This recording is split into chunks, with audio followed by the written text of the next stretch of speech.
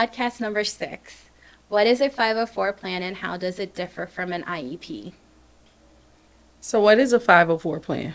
So a 504 plan is a plan developed to ensure that a child who has a disability identified under the law and is attending a elementary or secondary education institution receives accommodations that will ensure their academic success and access to the learning environment. While it said who has a disability identified under law, doesn't necessarily mean that they have a disability. It means that falls under those 13 categories. Okay. Typically, this is more 504 plans. We use them while we're waiting for special education testing, just to provide accommodations for the meantime, or there's a medical reason. How does a 504 plan differ from IEP? So a 504 plan and an IEP are two different documents. An IEP falls under one of the 13 disability categories. So that student has to meet the guidelines for one of those disability categories. With a 504 plan, it could be a mental or physical condition that substantially limits a major life activity.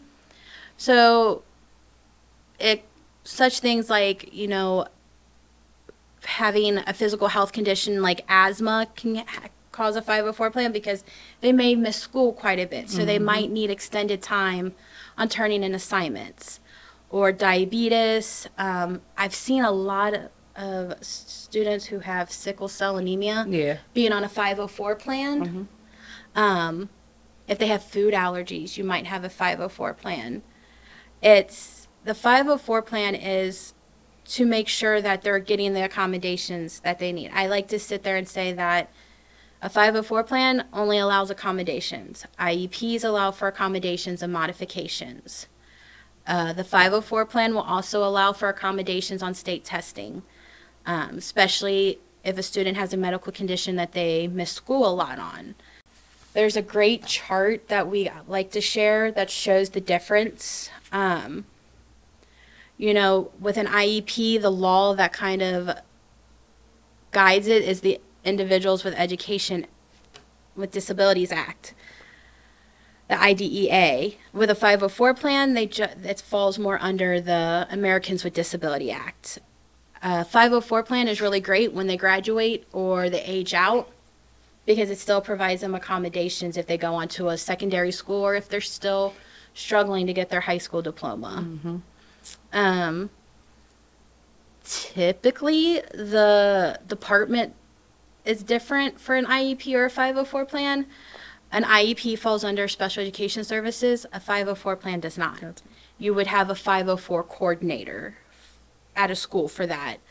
Also, if you're talking about federally or state, an IEP falls under the Department of Education. A 504 plan falls under the Office of Civil Rights.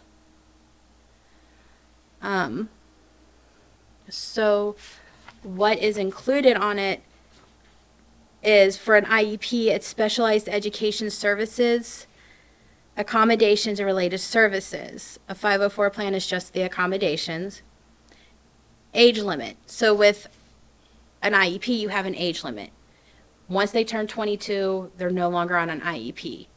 Where with 504 plan, there's no age limit.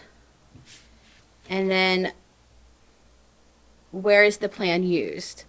So an IEP is used up until the 12th grade in a school setting, where with a 504 plan, it could be school, work, college. It transfers almost to anywhere in a person's life. So we move a student to that, especially once they've aged out of IDEA. Gotcha.